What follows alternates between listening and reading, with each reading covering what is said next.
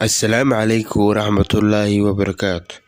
Halkan waxaan ku soo qaadanaa odhahyadii Nelson Mandela kuna soo dhawaada. Weligeed baa arrimo waxay u muuqdaan inaanay dhici karin ilaa iyo loo kaco la fuliyo. Inaad dadka xuquuqdooda ka horjeesataa waa inaad aadanimadooda kula loolantay.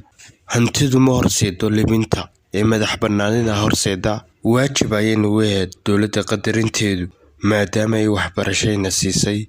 Arrinka kaliya xabsiga dhexdiisa kugu raali gelinaya waa inaad haysatid waqti aad ku fikirto. Iscafintu macnaheedu maaha inaa wixii dhacay la wada ilaaway. Ma jiro ruux kaliya libin soo hoyin kara. Geesinimadu maaha in baqdintii maqanta ee waa inaad ka adkaatid dareenkii baqdinta. Waxbarashadu waa hubka ugu mudan ee aad adduunka ku bedeli kartid. Geesiyadu ma hakramaan inay nabadda darteed wax u cafiyaan. Xorriyaddu xidhmo looma bixiyo.